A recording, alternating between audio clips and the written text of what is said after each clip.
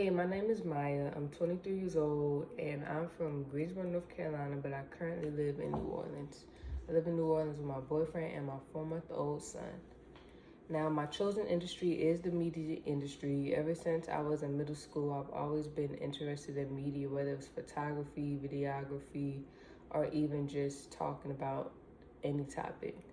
And honestly, for years, I've really been thinking hard on what I want to do specifically. And I kind of realized, my desire in the media industry is to accomplish having my own multimedia company with a positive influence and impact while also breaking barriers as a black woman in the industry. And I would like to help inspire others. Now, reading through Mastery by Robert Greene has really changed and opened my perspective on being able to do better within myself. And each of the 5 strategies, I really enjoy reading them and I know I can apply them to my everyday life. Now, the first strategy is the primal inclination strategy. And the insight I gained from that, you know, is the initial attraction to a particular fascination I had at a younger age sparked a connection to my current subject, and the desires of the subject are within me, and the more I visit this connection and cater to it, it grows more and more, helping me on my path. And the reference I really liked from this part of the textbook was, you must understand the following. In order to master a field, you must love the subject and feel a profound connection to it. Your interest must transcend the field itself and border on the religious. Now, the second strategy I read was the Darwinian strategy.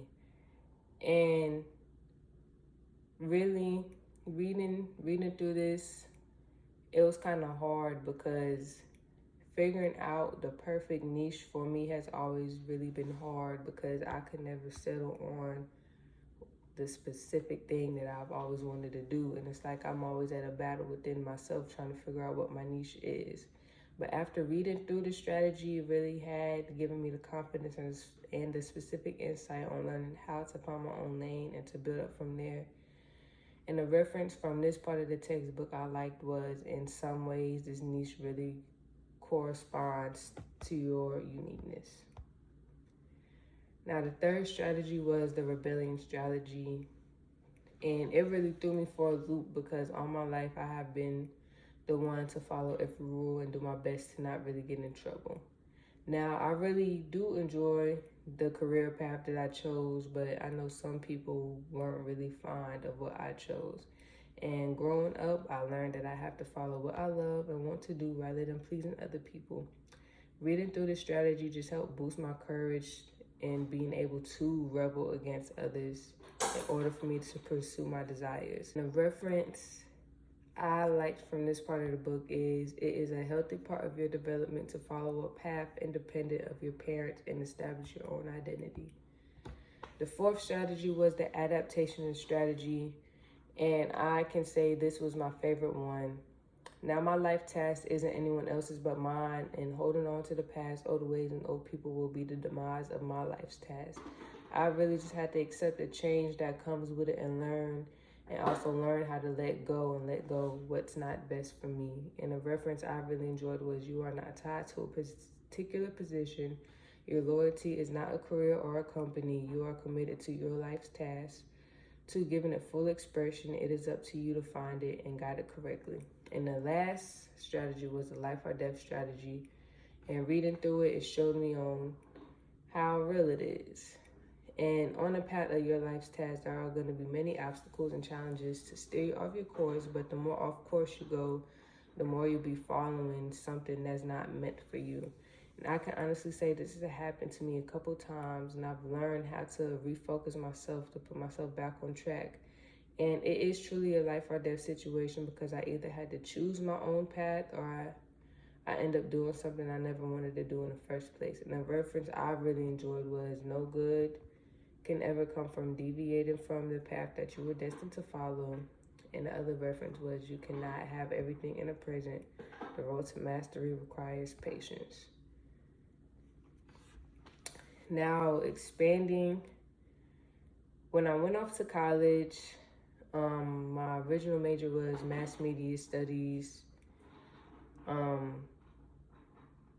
I was on academic scholarships. I was very young. I was 17, 18 at the time when I first left off. My first semester, I decided that I wanted to be a music education major because I was in the band and I really enjoyed the music. So once I got to the spring semester, I just really got comfortable and distracted, and I ended up failing all my classes, lost my academic scholarship. I got put on academic probation and everything, but that summer I stayed on campus instead of going back home to catch up on my work and get back on the right track. And when that fall came, I did the same thing, failed all my classes except one class. So I really had to sit myself down and think about my choices and my future. And I realized that that major and that lifestyle just wasn't for me. So once I switched back to my mass media studies major, I realized that's what I wanted to do. But it took me failing the classes and losing my scholarship just to realize that that life path wasn't for me. And then once I did switch back to my original major, everything went back smoothly. I caught back up and even graduated on time. I made the dean's list, the president's list, and everything. And that just shows me that that is a life or death strategy that helped me identify my life's tasks. Lastly, my 2 SMART goals. My first SMART goal to help jumpstart my mastery journey to my dream career is to rebuild and rebrand my current media company with redoing my logo, to redoing the social media pages and starting new social media pages and outlets to help push my name and to get my work out there. And my second goal is to redo my LinkedIn profile to make it as accurate as possible and to make it presentable so I can start networking and connecting with people in my field.